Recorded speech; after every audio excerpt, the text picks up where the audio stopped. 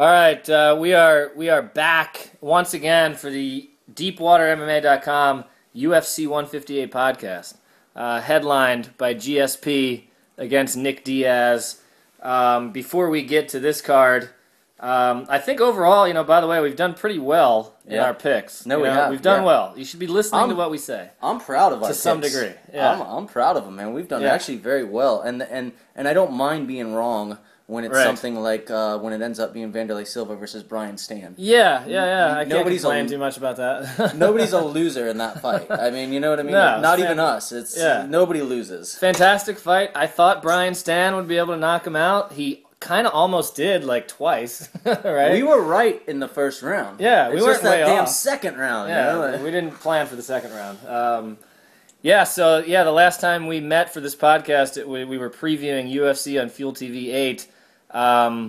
Obviously, the headline fight with Wanderlei Silva and Brian Stann was pretty incredible. It's an early kind of fight of the year candidate. For sure. Best 2 rounds, at least, of the whole year. Best 2 rounds I've seen in a while, right? I mean... How pumped was Wanderlei to fight in Japan, though? You could just tell, man. Yeah. It's like a different vibe that he gets or absolutely. something, you know? Yeah. Watching him walk to the ring, actually, I kind of regretted picking Brian Stann. That's exactly what I had this moment where I was like, I picked the wrong guy. He looks way too right? You could tell up. He was just, he was smiling. He was totally relaxed. And he went out and he did vintage Wanderlei Silva. Oh, man. Vintage, right? It was nice to see that. So he's sticking around. We talked maybe a retirement fight. Ate our words. If he had lost or something, totally. We ate our words, man. And I loved it. It was great because I love Wanderlei Silva. I know. I think I wrote about this on the site, actually. I'm excited for his next fight now, right? How badass is his chin, though? And I was talking junk about how it's gone. Me too. He took so many shots in tons that of my God. Oh, he dropped. He kind of wobbled once or twice. Oh yeah. He snapped right back. That right hand's still there too, man. Yeah, if and he catches anyone with that right hand, you're going to sleep. Yep, it's amazing. Man. It really is kind of amazing that he's still able to do. He looked in great shape, too. Yeah, Not that he ever did. doesn't look out of shape, but he's training with his old trainer, and he just looked vintage, man. Right. God, he looked good. Fighting at 205 could be... I think that's what it was. It's got to be his thing now, right? I mean, he can't go back to 185. He's an undersized light heavyweight, It's too much work for him. He might as well just fight big fights at 205. Yeah. Kind of end his career with your some money good stuff, when you can. Yeah, make your money.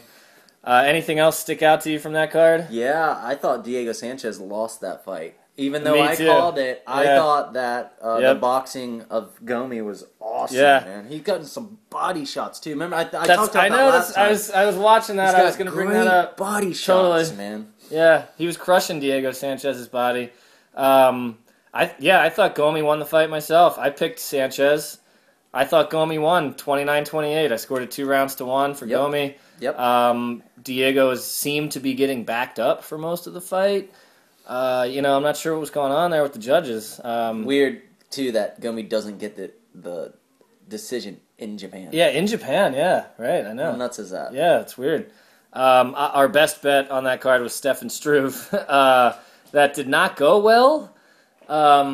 Not sure exactly how Stefan Struve managed to blow that. He seemed to win the first round with some good ground. He looked grappling. Good. He looked like he was doing everything I thought he should be doing. And then can you explain rounds 2 and 3 where he's just standing in front of Mark Hunt? You know what? Like, what the hell was that? It's kind of he makes me feel stupid when he does that. You know what I mean? I was gonna say it's kind of the same thing I think with Mark Hunt fighting in Japan.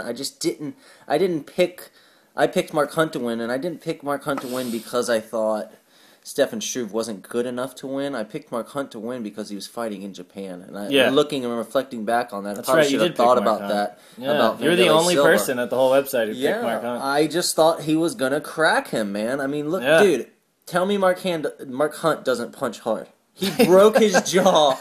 That guy can punch. And he's fighting JDS. Yeah. New fight announcement, right? Man. Coming up. Mark Hunt fight versus Junior Dos Santos. Woo! After Alistair Overeem got apparently a quad tear, which sounds totally miserable. So he's out of that fight. Mark Hunt stepping in to fight Junior Dos Santos. What's your quick TV guide summary of how you feel like that one might First go? of all, it's a great way to describe it. Totally miserable. Like a torn quad.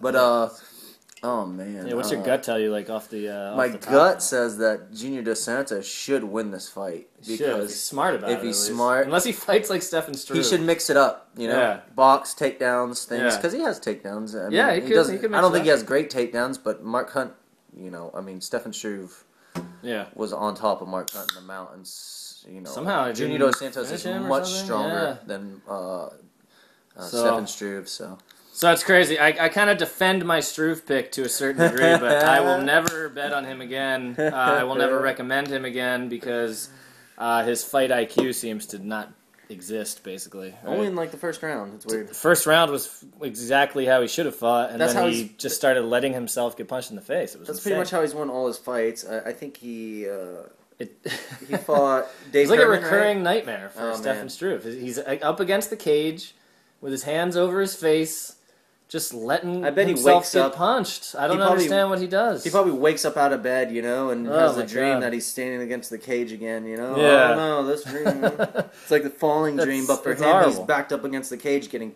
hammered by some huge... Yeah, and seeming to not even try to get away from it. Man, yeah. Poor guy.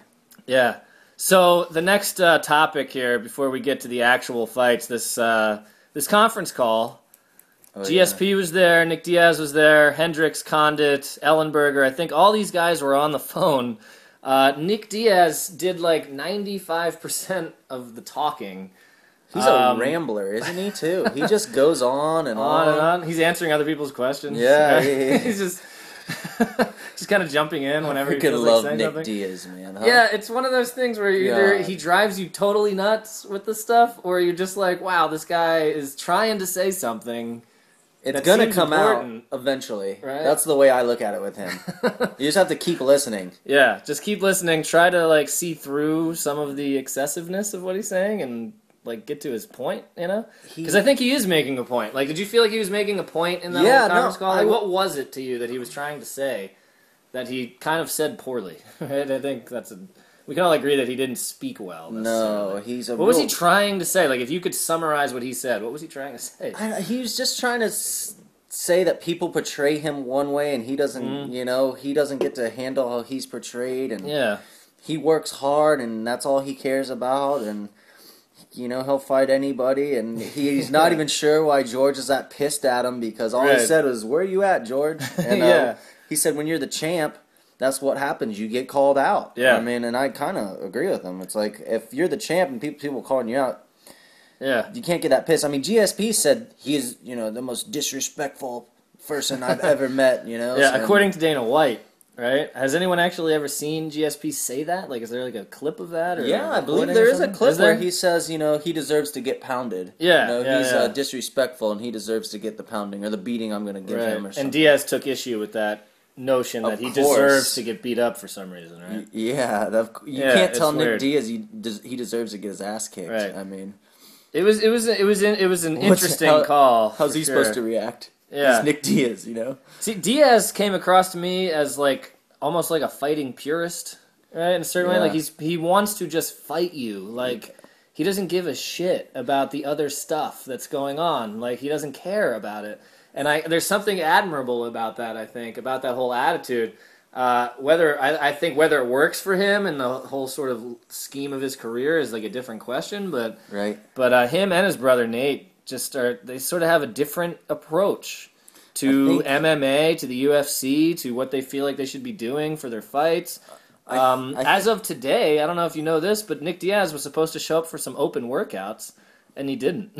He blew him off. Wow. Because he said he had a long plane flight. I didn't know and he's that. cutting weight, and so he doesn't want to go out and do all this workout stuff. So he's an interesting dude. He's an interesting guy. I have a hard time saying that I don't like him though.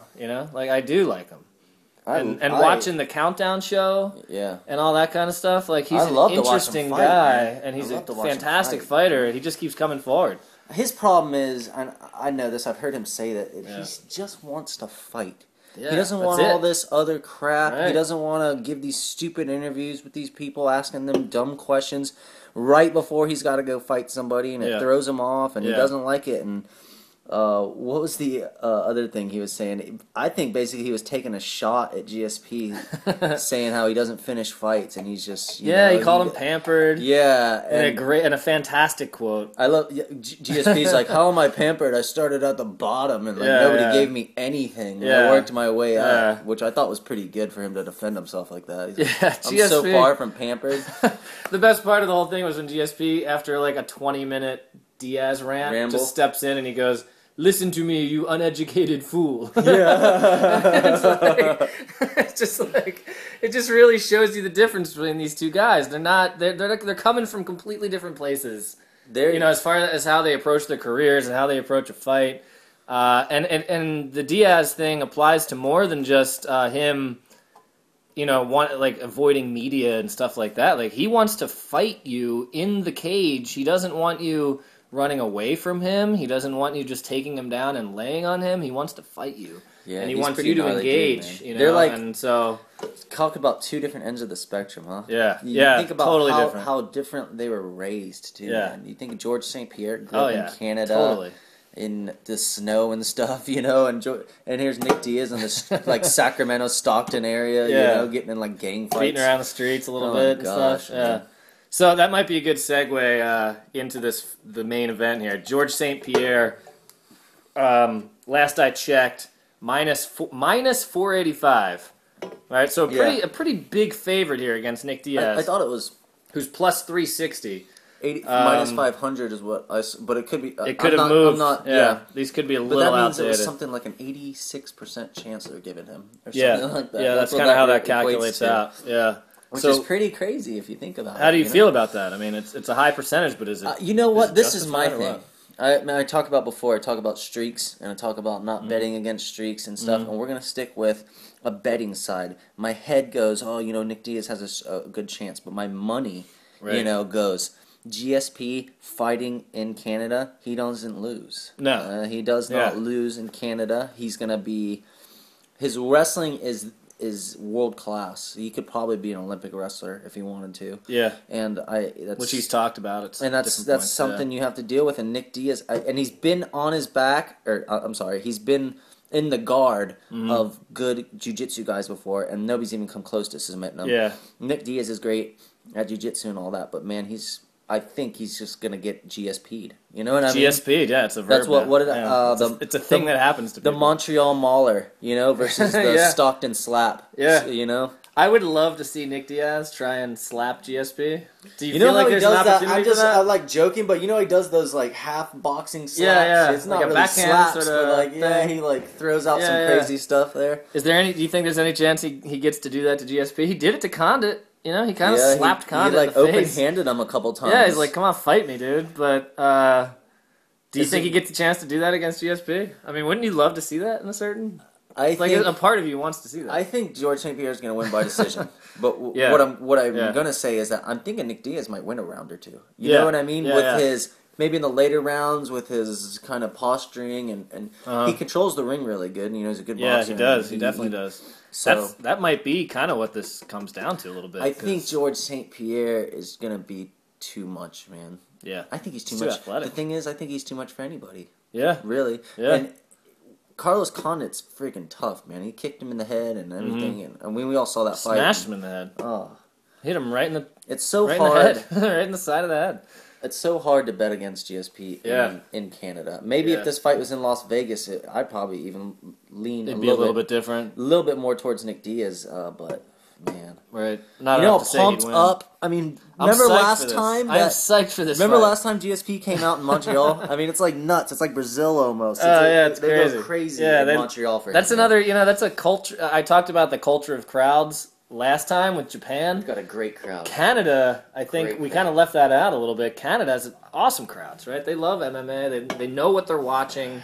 At least in Montreal. I've never been there, but I know Montreal's kick ass, man. Yeah, it sounds amazing. It makes me want to go.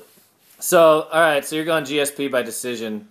GSP's won 10 straight fights. He's won his last 5 by unanimous decision.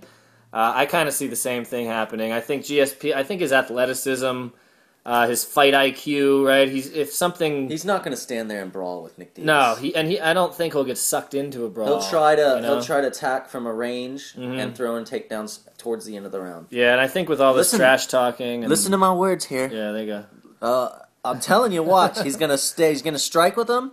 He's gonna fool Nick Diaz into thinking he's gonna strike with him, and then he'll start taking him down. Yeah, because that's what he does, man, and he does it better than anybody. Yeah. And he can strike. You know, that's the problem. Right. The problem is he's good at throwing. He's got a great jab. I mean, we all remember. Right. He's got like a backstepping jab. That's so good. He gets in and out of there quick. He closes distance really good. Yeah. Oh man, I was watching some of the highlights again of his other fights, and GSP's takedowns are crazy. It's unbelievable. He just scoops you up and dumps you down on your back, and it's muscles you. And these are guys like Condit and some other guys that he's fought, like Matt Hughes and whoever, who have this. Josh Koscheck. He made Koscheck look like Koscheck didn't know how to wrestle. Like the first time he did. Crazy. Man. Yeah. Yeah. Their second fight was mostly Josh Koscheck getting jabbed in the face, but their first fight, man, he wrestled the crap out of Koscheck and he won. So you know what's cool though? Nick Diaz is a southpaw too. You always forget that. You know. Yeah. I mean, George St. Pierre's. He does a lot of switching too. He doesn't just fight. He's even though he's right-handed, he doesn't just fight in the traditional stance. You know, he goes southpaw too. So yeah, you might see both of them in a southpaw stance at one point, which is pretty. Right. You know, we'll see where that goes. Yeah, I think it's interesting, right? I'm with you. I think GSP wins. I think the line is kind of appropriate, you know, because I think even though he's a big favorite when it comes to putting money down, I think it's probably about right, you know, as far as the value. I don't think you bet on this fight. Yeah, maybe just stay away from this one, you know, or maybe you mix GSP in with like a parlay or something. It wouldn't hurt to you know, to put Nick Diaz on a small solo bet.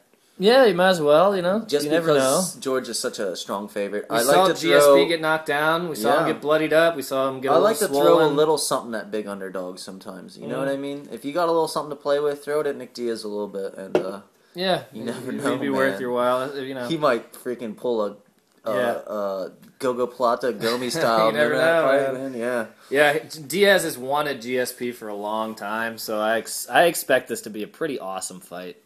I can't wait. You know, come like midnight Eastern time on Saturday, I'm going to be glued to my TV. Yeah, it's going to be awesome. I can't wait to see him come down to the ring and just get the, just kind of get the chills. I know, it's going to be one of those fights where you're like, here we go, That's what I was just going to say. I'm going to get the goosebumps when they're walking to the ring, man. I know it, you know. The stare down. Here we go. Nick Diaz is going to rub his forehead on the GSP's forehead or something. You see it in your head, huh? Yeah, it's going to be awesome, man. The crowd's going to be nutty for that fight. I love Montreal, man. So all right, so we're both going GSP there by decision in a fight that maybe Diaz steals a round or two, but ultimately loses. Maybe two, maybe one or two. You know, I wouldn't be awesome. surprised, but I'm GSP.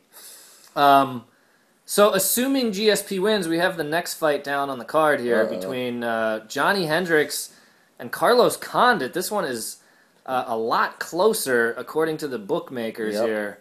It makes you want to hug Joe Silva sometimes. You know? Yeah. You're just like, man, just send him a Christmas card or something. I want to send him some cookies. When's his birthday? We'll send him a gift card. No, we need to figure this out. Like, this guy is putting together such great fights. Yeah, I mean, Johnny Hendricks and Carlos Condit. It's like a dream. It's a. That could be a headliner. Could easily be a headliner. Easily be the headline fight. The last I checked, Hendricks was a slight favorite at -135. And you can't blame the odds makers for that, man. Slight favorite, right? And you Condit, gotta give him the edge. He's on a 8-fight win streak or something like that. Yeah, he's won 5. He's won 5 in a row. Oh, I'm sorry, that's right. Yeah, no, he lost after a unanimous decision loss to Rick Story. Yeah, who's actually on fighting the on the undercard. Yeah, he's fighting. He's like maybe the second fight or something. That was a weird fight. That was his first fight in the UFC, or no, that was his third fight in the UFC, I think. And that was strange. Yeah, he looked not good in that fight, but then he came back and he's just knocking everybody out. Yeah, I mean we have Hendricks -135, Condit +110. Depending on where you're betting, you might find more even odds or something. But it's a real close fight. Like we said, Hendricks has won 5 in a row. He beat Martin Kampmann in November in 46 seconds. Yeah.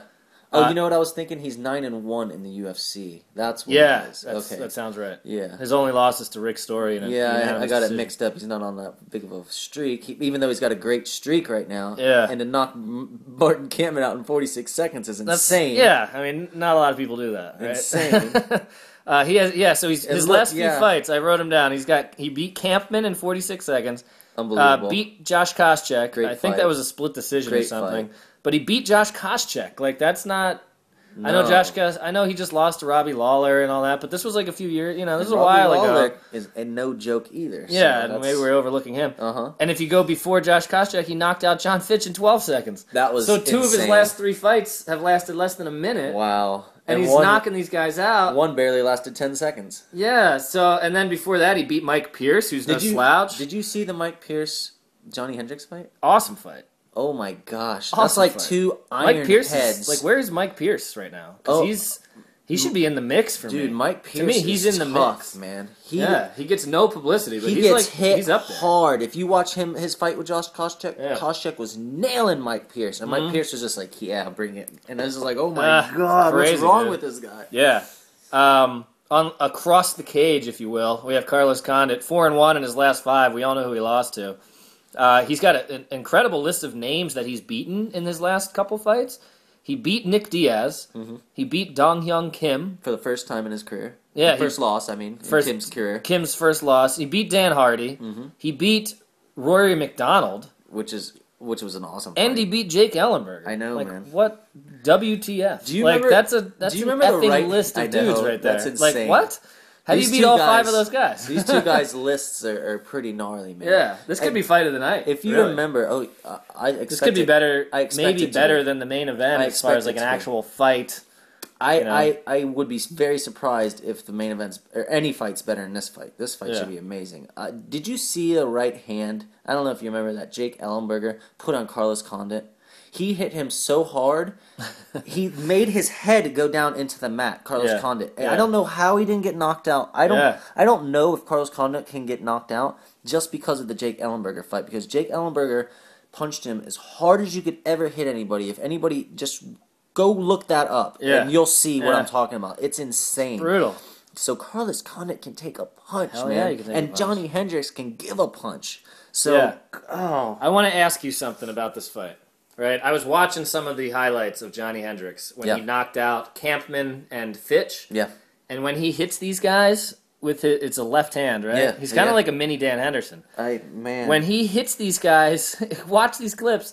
It's like they're hit with a cannonball. they fly back. It's sort of like they slide back and then fall. Like it was brutal. Their heads bounce off the canvas. If you watch in regular Hendricks motion, it looks really hard. But when you slow it down, like into slow motion, it looks like he's not even really hitting them that hard. It just it's like there's like such a force behind his fist, unbelievable, man. He touches these guys on the chin, and he's got good accuracy too. Oh yeah, He's very accurate. Yeah. That's another thing. Yeah. But he touches them on the chin, and they go to sleep, and they don't, and they fly back as they're going to sleep. Oh, they fall straight backwards. It's like a video game knockout. Yeah, it's so awesome. Man. And he did the same thing like 2 times in a row. So I have 2 questions about Johnny Hendricks that I want you to answer, and it's related to that idea that he wins this in a kind of a certain way, right? Does he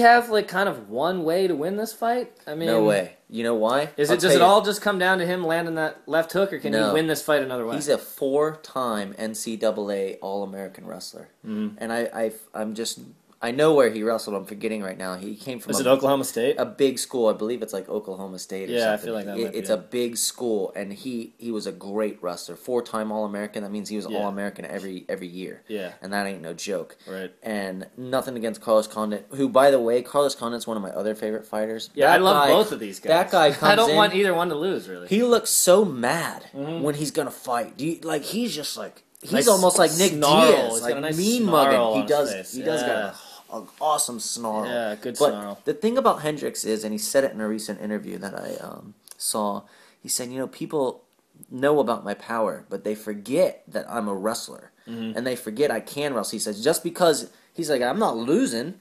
I'm using my striking effectively. Right. If I was losing and not using my wrestling and getting out wrestled, I can understand that. He's like, but I haven't needed to use my wrestling. I'm knocking dudes out. He doesn't even need his best skill. That's it. It's crazy. He's really good. He's really good. I heard an English prize fighter once. He was an underground boxer, and it was this cool documentary. And he was talking about. He was just saying, "Hey, man, I'm not bragging. I'm not saying I'm cool. I'm not saying nothing. But God gave me the power of the punch. Yeah. And I believe people get that somehow. It's a real thing, I think. He said, God. He said, all I did was when I was growing up, somebody messed with me. He said every time I punched them, they went down. Yeah. And that's what I feel like Johnny Hendricks. You know? Yeah, he does. He's got that. When he hits you, you go down. Yeah. Now, pair that idea, which I totally agree with, against this other sort of stat. Right. Carlos Condit's never been knocked out or TKO'd. So, how does this fight happen? I'm telling you, I can't see anybody. How do you see this going? I can't see anybody hitting anybody harder than Ellenberger hit Carlos Condit. If you go watch that, man, and it folded him in half. It was crazy. And Carlos Condit's so tough. I think what it really boils down to with Carlos Condit is heart and desire and willpower. He's got next level willpower and desire, man. Yeah. And he comes from the freaking desert, and Right. he just has some mentality. His dad's like a politician, man. He didn't have to be a fighter, you know. Right. He's a smart. It's he does it because he likes it or something. He loves it, you know. Different interest in This it. is my whole take on the fight. Yeah. I can't bet against Johnny Hendricks right now. Okay. He's on such a roll. You know, I think he is on a roll. He's on such a roll, man, and he's so tough, and he could take a punch just as good as Condit, and you might see some wrestling in this fight from Johnny Hendricks. I think he should at least, you know. I can't wait for this fight. These last two fights of this card, 11:30 on Saturday night. You know, you had a few beers or something. Oh, man.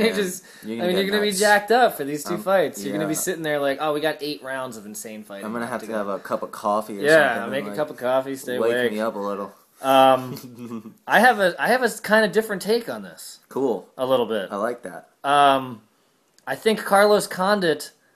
I think he Lyoto Machida's Johnny Hendricks. Carlos Condit, Nick Diaz's him. Yeah. I think it will look a little bit less like he's running away than it did against Nick Diaz, because I kind of understand what Nick Diaz is saying. The way Condit at a certain point seems to jog away. I rewatched that fight too, and I was giving it more to Nick Diaz. It's a tough fight to figure out in hindsight, even. But I foresee, as I kind of look at these two guys in my mind, I see Condit staying away from Hendricks' left hand. That's a cool way to look at it, man. For at least the first round. Yeah. And then I see Condit moving, dropping these weird kicks, the sort of combos that he hit GSP with. John Jones side kicks and stuff. Yeah, side kick. Greg Jackson, funky leg kicks. Yeah, keeps his distance a little bit.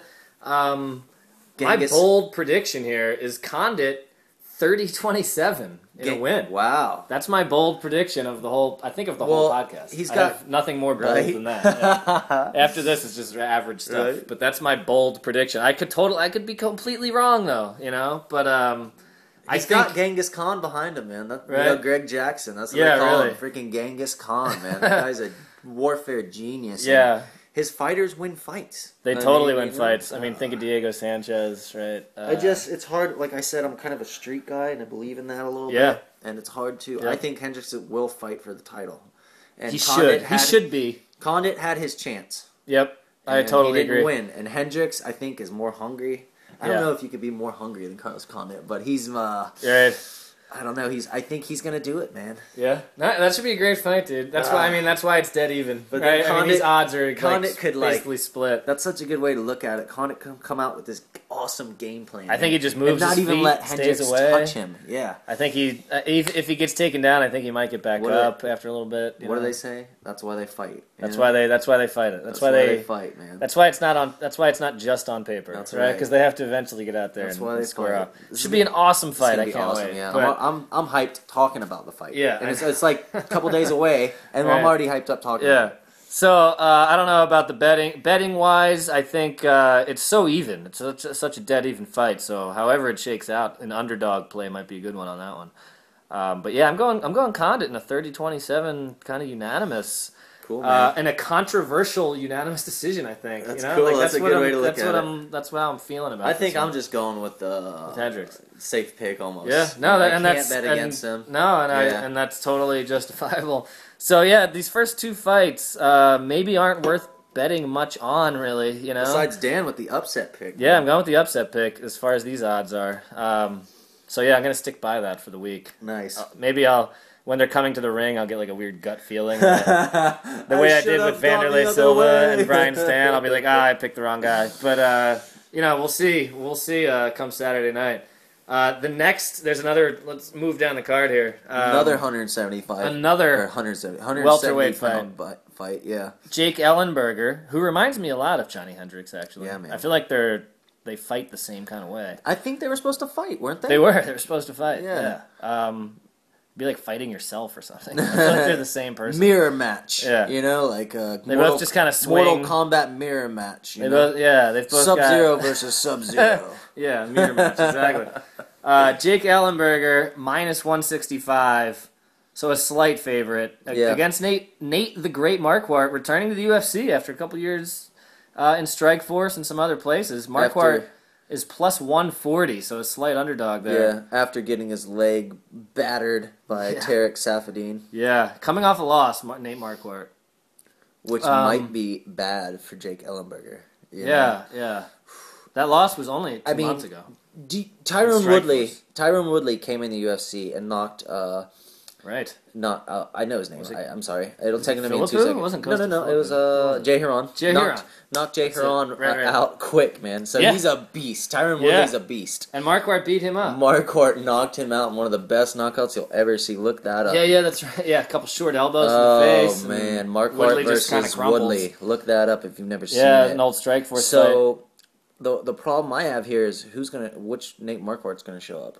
Yeah, I wrote that. I mean, he's kind of an inconsistent fighter. Yeah, you don't know. I mean, he lost to Tarek Safadine, who looked really good, man. I can't wait to see that guy in the UFC too. But at the same time, it's like, where was Marquardt for that fight? Because where was your wrestling, Nate? He's a Thai. He's a Holland kickboxer. He's a Holland Thai fighter, and you should have taken him down. Instead, Safadine took him down a few times. It's weird. Yeah, Marquardt's an interesting guy. I think he might be too big for 170. I think the Marquardt? weight cut, he's huge, man. I think the weight cut really, he doesn't never say it. He was a middleweight, right? Yeah. And in his sort of last run in the UFC. So he's dropping a weight class. I think, I think I just realized this. And that...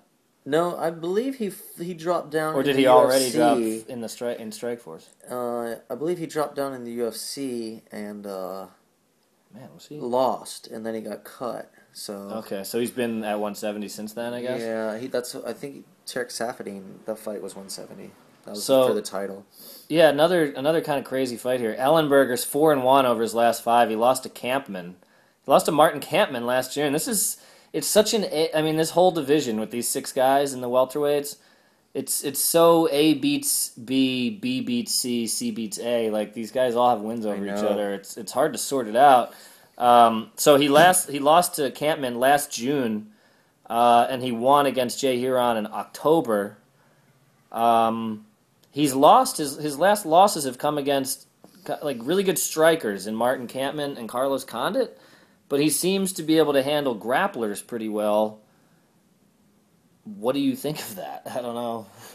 How does that translate into this fight? Is Marquardt a striker or a grappler? I think in this fight, what is Marquardt? I think in this fight he becomes a striker because Jake Ellenberger is definitely the better wrestler. Okay. Jake Ellenberger was a decorated wrestler coming out of high school and college and stuff, and he's a super tough dude, man. Every time he fights, he's just like he's very Johnny Hendricks. Like just like you said, he's just tough. He's like a freaking little brick. Yeah, but so is Nate Marquardt, man. I mean, freaking Nate Marquardt. Like I said, who's gonna show up? Great Nate or mediocre Nate? You know? I had a hard time picking this fight. Another tough fight, man. Yeah. But I gotta go with Ellenberger because of the fact that Marquardt is coming back to the UFC. Right. I think that's a lot of pressure, especially for somebody like Marquardt it's later in his career. Mm-hmm. It might be not towards the end of his career, but it's definitely past the midway part. Right. And man, it's tough to pick him coming back, and Ellenberger's the younger, fresher fighter, and but man, Marquardt's a strong dude for 170 pounds, like I said. He's a great fill-in. We lost Rory McDonald from this card. I mean, look who Marquardt lost to, too. He lost to Chael Sonnen and Yushin Okami at 185. Good wrestlers. Those are big dudes, too. Strong guys. Look how big Sonnen is. Have you seen him on The Ultimate Fighter? He walks around at like 130 or something like that. Yeah, he's big. He's got a lot of muscle. He cut up. When he was working with Mike Dolce. I heard Mike Dolce say one time that he walks around at like 220 or 225, and that was when he was fighting 185, and he was cutting like 20-something pounds. You know, well, he would gradually drop, but when he wasn't working out all the time, he's like 220, 225. Yeah, wow, that's crazy. And that's the same thing with Nate Marquardt, man. Like, he probably weighs over 200 pounds and drops to 170. Yeah. You know? That's nuts. Yeah. I can't even imagine. So he's a big freaking guy. I know. It doesn't. I don't even have that much to cut. It's weird. These guys put themselves through that, though, man. And then it's crazy. Somebody like Nate Marquardt can blow back up a little bit in a day, and man, that's a tough deal for anybody to deal with. And Ellenberger's, he's a big dude, but he's not a huge welterweight. He's not tall. No, he's not. I mean, Diego Sanchez and him were pretty similar sized. And Diego's kind of a small welterweight too. So it's another tough fight to call. I mean, and Ellenberger gassed a little in that Sanchez fight, man. He did. But a lot of people gassed against Sanchez. I mean, he's crazy. Yeah, and Marquardt doesn't keep the pace that Sanchez does. Right. You know, so you can't hold that against Ellenberger so much in this fight. And Marquardt's been known to gas too. Mm-hmm. Yeah, it's a tough fight to call. Marquardt is a big dude. He's fighting at 170. He used to fight at 185. I feel like he might have kind of a size advantage over Ellenberger. Not necessarily a strength advantage, but a size advantage. Yeah, I think he's taller for sure. And I think he's maybe, if he can use that reach, well, I think he might be able to pull this off. I mean, it's another super close fight. You don't know. It's hard to tell if a guy is he really motivated by coming back? Right. Does he have more nerves that he's coming back? He's fighting for his job. He really is. I mean, if he loses I can't see Nate Marquardt fighting a bunch of more times in UFC. He'd probably get another fight or something. But especially if he with loses, kind of and then I hear, Nate Marquardt got cut, I wouldn't be like, oh my gosh, that's crazy. It wouldn't be a big surprise. Because John Fitch lost one fight and got cut. Yeah, you know, so man, you got to win. Yeah, you got to win. You got to win now. The new UFC, man. You got to win now. To digress real quick before we pick our picks here, Chris Lieben was talking about... I'm still undecided. Yeah, Chris Lieben was... I'll give you a minute. I'll decide in a minute. Yeah, Chris Lieben was talking about how tough it is actually to get a fight. And not because there's not enough fighters, because there's too many fighters, and it's hard to get a spot on a card almost. Mm-hmm. And he kind of put it this way. He said, these are his words, even being who I am, you know, Chris Lieben's pretty damn famous, and who doesn't like to watch Chris Lieben fight? Even being who I am, he said, it's hard for me to get a fight, man. Yeah. He said, I just wait around till they call me and say, you want to fight, and I never turn it down. That's saying something. Yeah, man. That's crazy. So it's hard to even get a fight in the UFC. Yeah. So much less make your return back from getting cut from the UFC. Man, it's a lot to deal with. Yeah, I'm not sure how to interpret that, you know? Like, he could be stressed out and fight really conservative, or he could just take it the complete other direction and be like, oh, I've done this once already, I've already been cut, and just wing it, you know, and like have a whole different style. So I'm not sure how that will bite down on his mouthpiece and throw some hard punches. Yeah, you know? I'm not sure how to interpret Marquardt returning to the UFC, if that's going to motivate him or not, you know. I know Ellenberger's motivated because he's kind of like he was supposed to fight Johnny Hendricks. And Hendricks kind of was the guy who got called up, you know, almost basically called up. You know, it's like a baseball thing. He got called up to the co-main event to take on Carlos Condit. So I know he's kind of angry about that. And so you might say that Ellenberger is sort of primed for his best performance. Right. So it's like, I don't know what's going to happen here. I don't know what's going to happen. Do you know who Condit was supposed to fight before? Rory McDonald. Oh, that's right. Which would have been redemption match. In a rematch. Oh, that's what happened. Which would have been awesome. Oh, that would have been a great I almost wish no injuries happened. I mean, this is a great card anyway. Oh, wouldn't that have been something to have Roy McDonald, GSP on the same freaking card, GSP, man? Hendricks, Think of how nuts. It's crazy. I'm thinking of Joe Silva. Canada would go. It's a good thing, you know, that they probably didn't, because the roof would probably collapse or something. My God, yeah, it'd be awesome. All right, so how do you see this one going? Make your pick. Ellenberger will out-wrestle Nate Marquardt. Okay.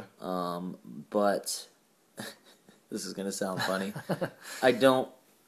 I mean, I wouldn't be surprised if Marquardt makes me eat my words. Yeah.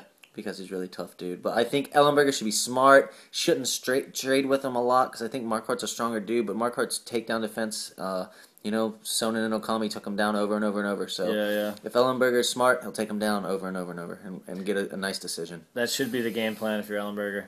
I'm torn on this one too. It's another kind of stay away from me. I think Ellenberger should do exactly what you said he should do. Take him down, try to beat him up a little bit. I'm not sure how to interpret Marquardt, but he should... I think if I'm betting on it, if Marquardt's any kind of underdog, I might go with Marquardt just because I'm so torn on the fight. But I think as an actual winner, if we're just picking winners and losers, I'm gonna go with Ellenberger because I think Ellenberger's pissed off. I think he feels a little slighted by having his opponent removed, kind of mid-camp. Marquardt's coming in out of nowhere. There's a little bit of danger for me. Like, Ellenberger's the new guy, over the last 2 years. Yeah. And Marquardt's like the old veteran guy, and I think a lot of people maybe overlook the veteran guys because they get excited about the younger guys. These new guys, yep. So... a la Jamie Varner, Barboza. Totally, exactly. You forget how Jamie Varner has a missile for a right hand. Right, so you forget Nate Marquardt's a beast. Yeah. So I think... Man, you know what? I'm changing my pick. I think I'm going to go Marquardt, 29-28. You know what? That's what I'm going with. I have to make a pick who I think will win, right? Yeah. I think Ellenberger will win. If I had money, I'm not even going to lie.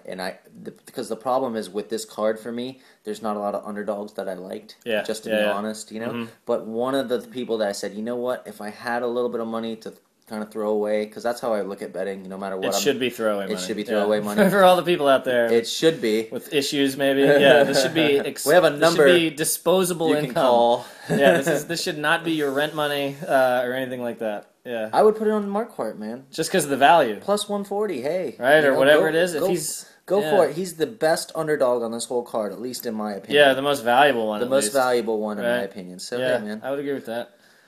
All right, a confusing conclusion to that discussion. But let's keep moving here. In the middleweight division, Nick, with maybe the worst nickname in MMA? I'm not sure. Ring? Nick the Promise, what is this, a high school nickname? The Promise Ring? Who gives Promise Rings? High school kids? I think the story is he got it in high school. And it's got to be. Yeah, I don't know.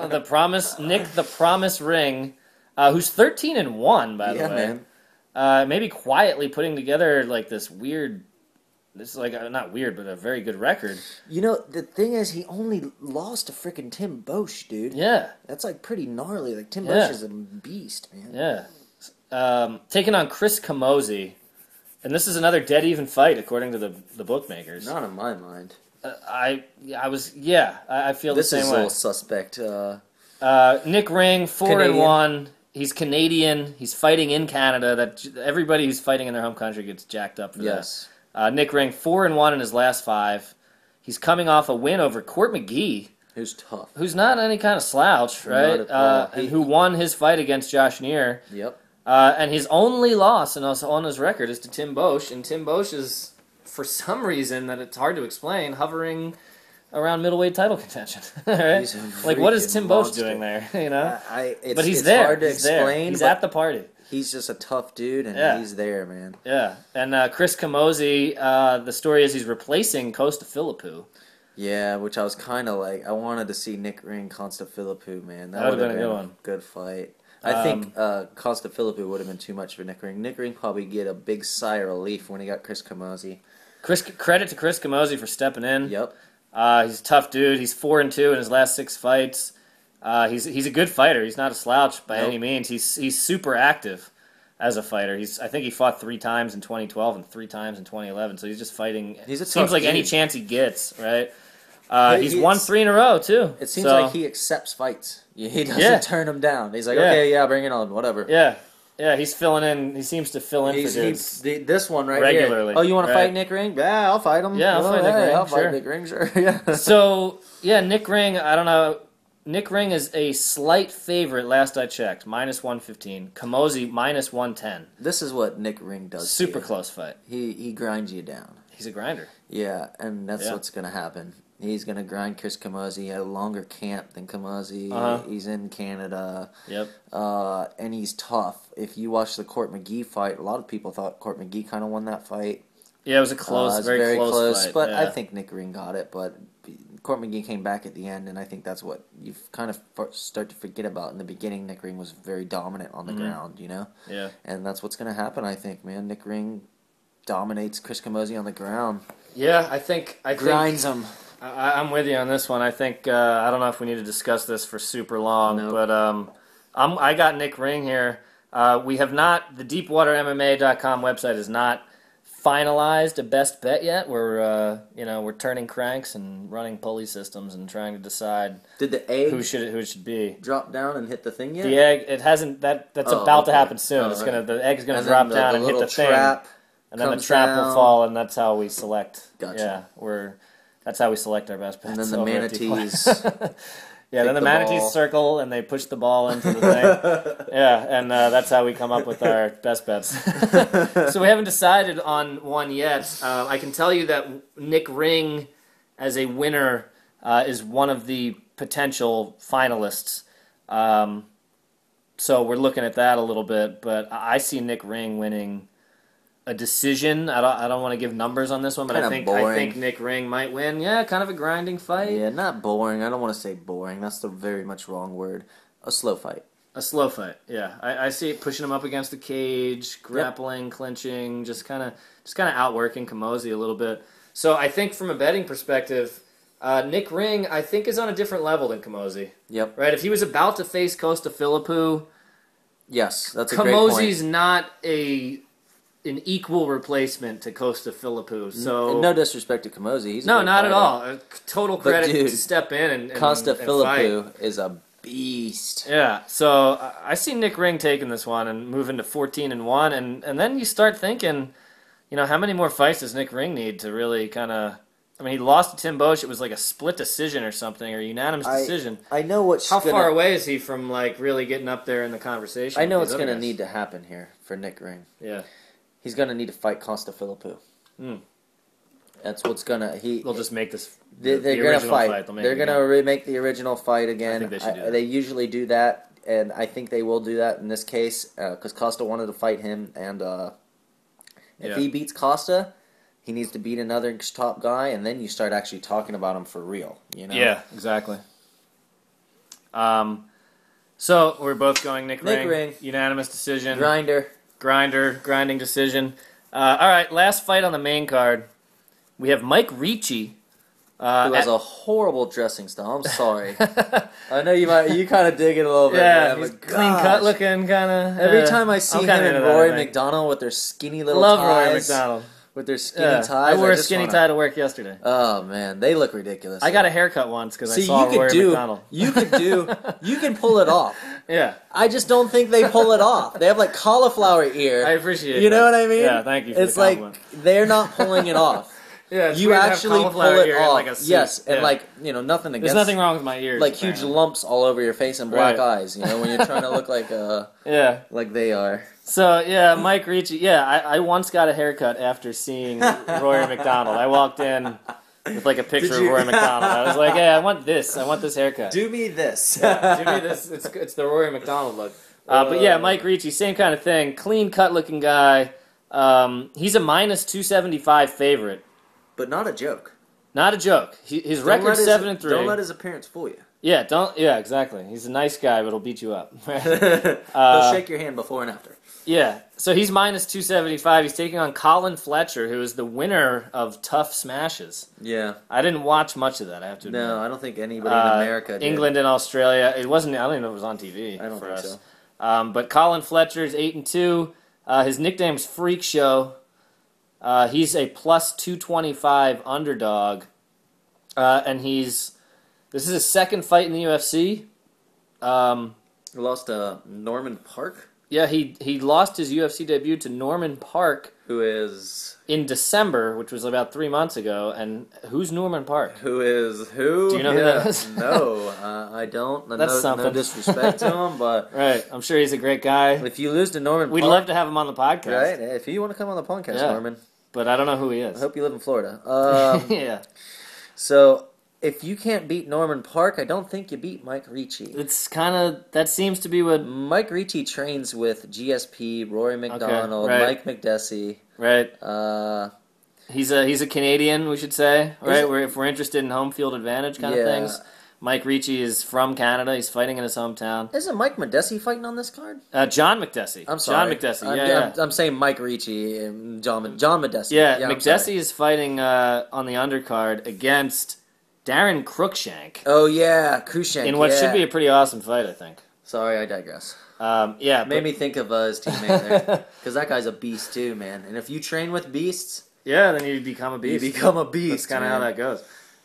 So Mike Ricci has alternated wins and losses over his last 5 fights. Yeah. And he's coming off a decision loss to a guy named Colton Smith. Colton Smith, though, the thing is... Do you know Colton Smith? Yeah, he was how would Colton Smith do against Colton Smith's 170... That will help me figure this out. He would kick his ass. Yeah, okay. Because Colton Smith's a 170-pounder. Okay. Oh, okay. And this is a 155-pound fight, and Mike Ricci was fighting above his weight class. He made it to the finals of the Ultimate Fighter, and that was the finals. Above his weight class. Above his weight class. That's impressive. Yeah, so he's pretty tough. So he lost to Colton Smith, and the way he lost is he got out-wrestled. Colton Smith's a 170-pound, tough, redneck... farm boy kind of look, and just took him down, beat him up, smothered him, held him there. Yep, did a good job though. Didn't stall. He looked Colton Smith looked really good in that fight. Yeah, Ricci was trying to get up the whole fight, never really just couldn't quite get up. But you can't blame him because he's not even a 170 pounder. I don't think he weighed 170 pounds for the weigh-in. Really. He was like 168 pounds. You're like, that's not good. You need to be 171. Probably doesn't cut any weight or something. Yeah, so. I mean that's the modern UFC. This is his first fight at 155 in the UFC. Yeah. Even though he's already fought in the UFC. Right. And this is his weight class. Dropping a weight class. How do you see this one going? I think Mike Ricci shows his training on how superior it is to Colin Fletcher's. Yeah. And you feel like these odds are even though I like the Freak Show's nickname, and he's got tattoos from head to freaking toe. He comes out like with a mask. He's dressed like a clown or something. I heard. I don't know. I've seen a lot about him, but he's very. I think he attracts a lot of attention. I think his his feathers are going to be too much for his call, or you know what I mean? Yeah, his flamboyance is going to be too much. And he might be more flamboyant than he is good. Exactly. That's what I meant. That's what I meant. There you go. Yeah, I'm taking Ricci too. I think most people that I've heard discuss or talk about this fight see this as kind of a showcase for Mike Ricci to kind of show off his skills a little bit. That's what I think. And maybe not get smothered like he did against Colton Smith. Fletcher's so we can kind of see who he is a little bit. He's a stand-up guy, like stand-up fighters. Yeah. So, all right. So that's the main card, right? So we're going with Ricci, but I'm going by decision, I guess. I'm not sure. Yeah. I don't know enough about these guys to call something real specific, but I'm going Mike Ricci. And so I guess the last thing here before we wrap up, there's some pretty good undercard fights. Patrick Cote, who's for some reason or another, I kind of enjoy him. He's dropping. He comes to fight. Yeah. I just remember him fighting Anderson Silva. Yeah, tore his knee all a couple of years ago in a weird ending to the fight, but I just remember him taking some really good shots from Anderson Silva and not being too fazed by it. He seemed like that fight might have gone to a decision. He would have lost for sure, but he might have been able to stick around long enough. His first fight in the UFC was at 205 pounds against Tito Ortiz. Yeah, which is crazy. So he's now all the way down to 170. And he rocked Tito in that fight. And, really? Yeah, I don't know how I remember all this stuff. If anybody how do you remember this? I don't know. Patrick Cote, I just remember the whole fight. He came out in these blue shorts, and Tito gave him the come on. That's why you're on the podcast, to remember all these weird, old random facts. Because they're informative in a lot of ways. Yeah, so man, he's a tough dude, and he lost a decision by Tito back in the day when Tito was Tito, right? When he was hanging in there. Yeah, so when he was the champ. So. Super tough guy. He's another Canadian fighting in Canada. Yep. His last fight was a weird fight. He lost to Alessio Sakara with the punches to the back of the head. Do you remember this? It was a couple months ago. I don't know why they didn't do a rematch there. I thought they were. I thought they were going to rematch. Yeah, maybe after this. I'll have to call Dana. So, I don't know. He's fighting Bobby Volker, who's a Strikeforce guy. Tough dude. Tough guy. He hasn't fought, according to what I looked up, Volker hasn't fought since July of 2011. I think he got a knee injury or something. Yeah. But he tore his ACL or something, put him out for 6 months or 8 months or something. I don't have any odds on this fight. I expect Cote to show up in Canada. Exactly. You know I expect Cote to show up. It's Canada. Volker hasn't fought in like 2 years or something. Mm-hmm. So even if he is even if he's a tough guy, which he seems to be, I still see Cote being able to take it. I know we're kind of onto the undercard, but yeah. And this is a weird stat. You don't see this all the time. Bobby Volker, in his last 5 fights, 3 of them were against the same guy. Yeah. He fought Roger Bowling 3 times in his last 5 fights. So I don't know. That doesn't really factor in much as far as like making decisions about the fights, but it's an interesting I think it factors a little bit. You know what I mean? Because you got to have some maybe variety. Get used to a certain guy. You got to have variety in who you're fighting here. Right. So yeah, a couple other good undercard fights. Dan Miller taking on Jordan Mean, who's 4-1 in his last 5. Don't sleep on Mean if you're paying attention. I actually pick all the fights on this website that I go to, and what's the website? MMA Playground. It's pretty cool. Okay. It's just a way to pick the fights for free, and you get a points system and stuff, and it's. So maybe if you're not betting, maybe. If you don't like to bet, it's MMAplayground.com, and they give you have to pick the winner of the fight, how they win, and you get points based on that, and it's pretty fun actually. But I picked Jordan Mean because I do a little research on him and stuff and try to figure out who the heck he is because I've never heard of him. And it looks like he's gonna be tough, man, and it looks like he's an up and comer. And I like Dan Miller because just like his brother Jim, he comes to fight, man. Right. They come to scrap, and they're smart about the way they do it. They're smart fighters. Dan Miller's got awesome submissions too, but I just think this kid's going to be a little too much for him. Yeah, something about Jordan Mean. So once you get towards the undercard and the Rick prelims, Story's fighting. Yeah, I think on the undercard stuff, if there's a big name on the undercard, I think there's a reason there's a big name on the undercard. So if you're putting money on it, you might want to be extra careful with some of that. Don't get carried away by the name that you see. Exactly, because the UFC's always bringing in new tough guys. You might not know that other guy, and you might not know who they are. So if you see good value, maybe spring on some of that. Any last words as we wrap up the podcast? I think we did a pretty good job. This is our 4th one.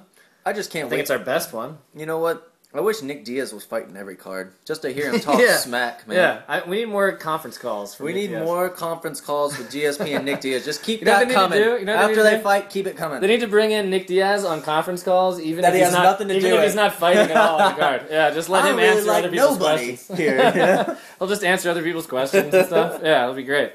Any fight recommendations? Anything like that? Have you thought about it? I wanted to recommend another old Pride fight. Go watch Kazushi Sakuraba versus Wanderlei Silva. Nice. And what you need to remember at this time is that there's actually three of their fights, but the last 2 are the best, either ones. What you have to remember about this fight is this is the beginning for Wanderlei. I'm gonna throw this back to Wanderlei winning last week. Nice. Shout out to Wanderlei. Good connection. This is when Wanderlei wasn't really big, and Sakuraba was the biggest thing in Japan. So keep that in mind. Go watch Wanderlei Silva versus Kazushi Sakuraba. Context, yeah. All right, great. And that concludes the 4th ever Deepwater MMA podcast. I hope you guys are paying attention. We're doing pretty good here so far. You better be. So we'll keep these things coming with each event. Stay tuned, and as always, you can find out more at DeepWaterMMA.com. This is Dan Kennard signing off. Peace. Peace.